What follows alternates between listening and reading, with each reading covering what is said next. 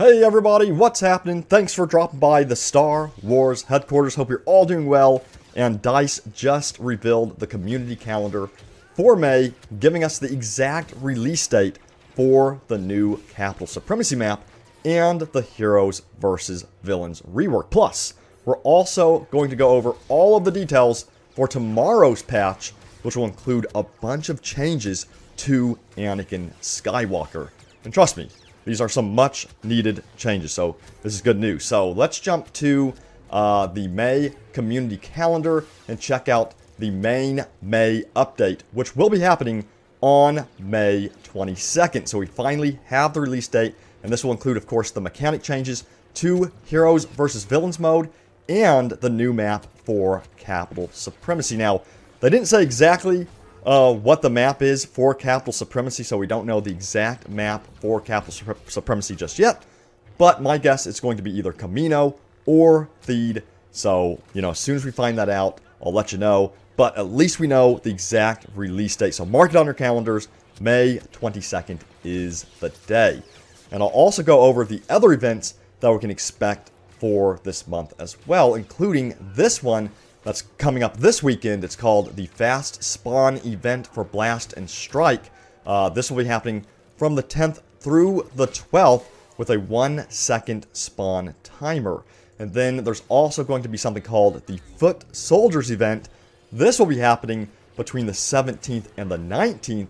And it says no ground or aerial vehicles in Galactic Assault and Capital Supremacy. So it makes more of a difference for these maps. And, I personally love ground vehicles, so for me, that event's no big deal. I love going into the AAT, but it's going to be nice to have no aerial vehicles in Galactic Assault. But honestly, I've been playing more of Capital Supremacy than anything else, so to me, that one's not that big of a deal. Now, also, we can't forget about the event taking place on the 24th through the 26th. It's a double XP weekend event for Heroes and Starfighters. It says double XP in Heroes vs. Villains and Hero Showdown, triple XP in Hero Starfighters and Starfighter Assault. So it's actually a double XP and triple XP event. So that one's going to be a cool one for leveling up, your Starfighters and also your Heroes as well. So that's a really good event there. Now, also, there will be a community transmission on the Heroes vs. Villains rework, as confirmed by the community manager on Twitter. So we will be getting a dedicated community transmission for this, and I'm very curious to see how this is all going to work. They've already said they're removing the targeting system for Heroes vs. Villains, and it's going to be very similar to Blast, but will there be any other gameplay mechanics in there for the Heroes vs. Villains rework besides that? We'll have to find out with that community transmission. We don't have an exact date on when we'll get the Heroes vs. Villains community transmission. But again, as soon as we find out, we'll post a video all about it. So don't forget to subscribe and turn on notifications.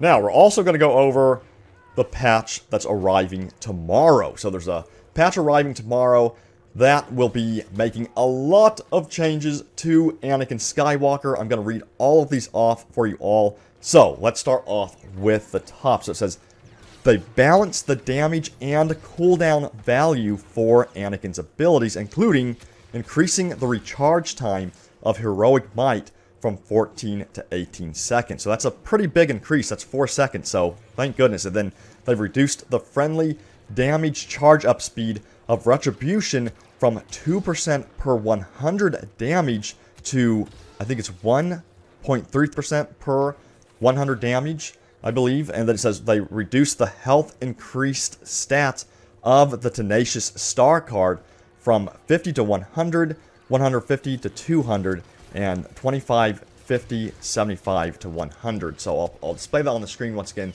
so you can see that. That's that third note right there. They've also reduced the health increase. They've also reduced Anakin's lightsaber damage from 140 to 130 points.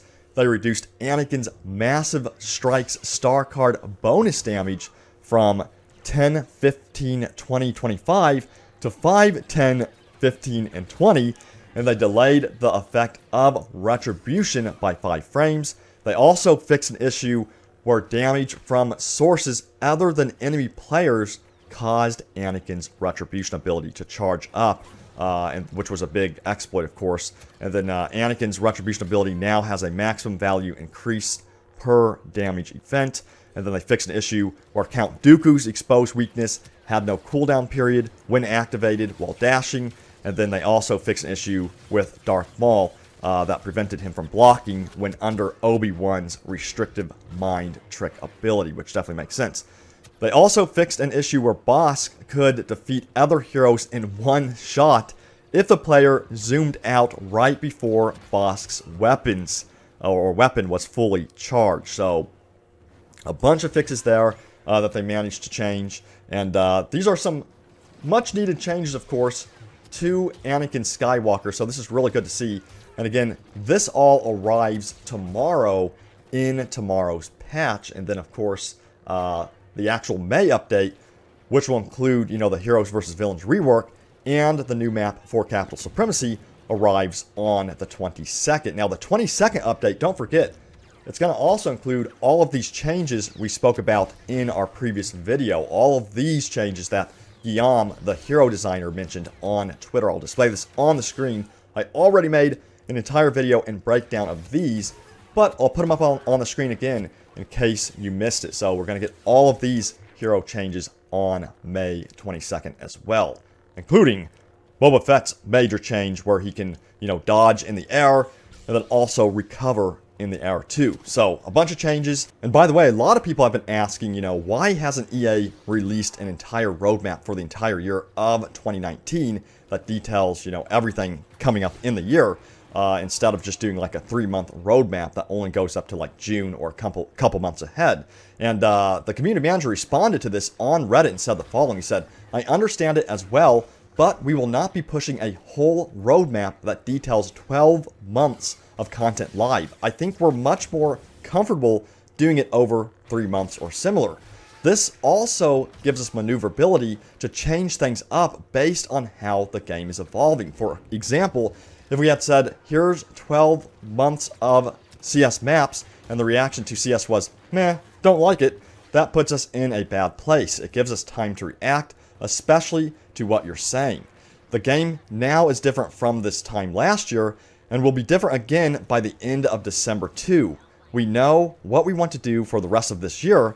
I'm personally very happy with it." So that kind of explains why, they don't go out and release like a 12-month roadmap. And it makes sense because if they were to release content, and players were not to receive it well, they'd want to adjust the roadmap in the back end, if you will, over at DICE before revealing it publicly, because a lot of players might not be happy with the roadmap. So they're kind of like changing the roadmap and dynamically updating it in the background based on player feedback, which is really good to know. And so far, I have to say 2019 has been amazing for Battlefront 2 because of Capital Supremacy, and it's awesome to know that we're getting, the map this month and then also a map in June. And I hope they continue it with even more maps and brand new maps like Coruscant, Mustafar, and so on. So we'll see what happens for the rest of the year. I'm really looking forward to the roadmap update. We do know that there will be a roadmap update, so I'll be keeping my eyes peeled for that as well. And that's going to do it for the video today. I hope you all enjoyed it, and don't forget, we got a bunch of news coming up as we approach EA Play in June, including